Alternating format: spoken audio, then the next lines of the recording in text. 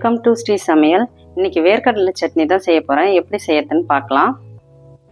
Stove on பண்ணி கடாய் வச்சுக்கோங்க. கடாய் நல்லா காஞ்சிருக்கு. இப்போ ஒரு கப் வேர்க்கடலையை நம்ம இதில் சேர்த்துக்கலாம். ஸ்டவ்வை சிம்லே வச்சுட்டு வேர்க்கடலையை நல்லா வறுத்துக்கலாம். எல்லாம் கருகிடும். வேர்க்கடலையை வறுத்தாச்சு. இப்போ பிளேட்டில் மாற்றிக்கலாம்.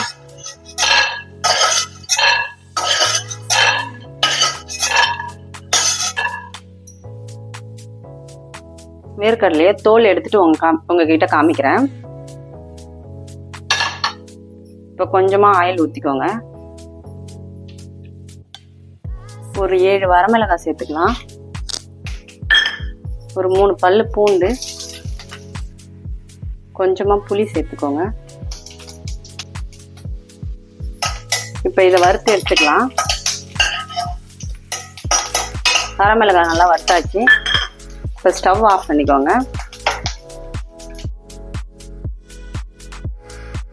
வேர்க்கடலையில் இப்போ தோலெல்லாம் எடுத்தாச்சு.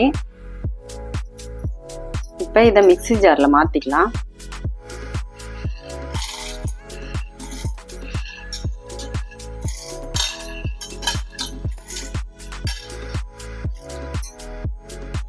இப்போ இதை வறுத்த மிளகாய், பூண்டு, புளி இதை சேர்த்துக்கோங்க.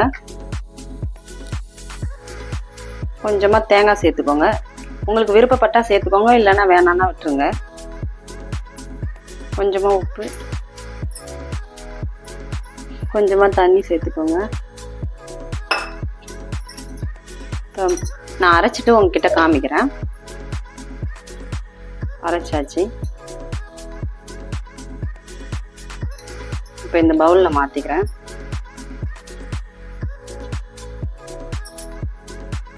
இந்த சட்னிக்கு இப்போ ஒரு தாளிப்பு ரெடி பண்ணிக்கலாம். ஸ்டவ் ஆன் பண்ணி ஒரு பேன் வச்சுக்கோங்க. கொஞ்சமாக ஆயில் ஊற்றிக்கோங்க.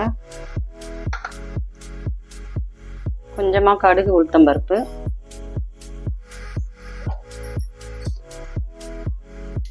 ஒரு வரமிளகாவை கட் பண்ணி சேர்த்துக்கோங்க. கொஞ்சமாக கருவேப்பிலை. கடுகு நல்லா பொரிஞ்சாச்சு. இப்போ ஸ்டவ் ஆஃப் பண்ணிக்கோங்க. இந்த தாளிப்பை இப்போ இதில் சேர்த்துக்கலாம். சட்னி இப்போ சூப்பராக ரெடியாக இருக்குது. நீங்களும் உங்கள் வீட்டில் செஞ்சு பார்த்துட்டு எப்படி இருக்குன்னு கமெண்ட் பண்ணுங்கள். இந்த வீடியோ பிடிச்சிருந்தா லைக் பண்ணுங்கள், ஷேர் பண்ணுங்கள், சப்ஸ்கிரைப் பண்ணுங்கள்.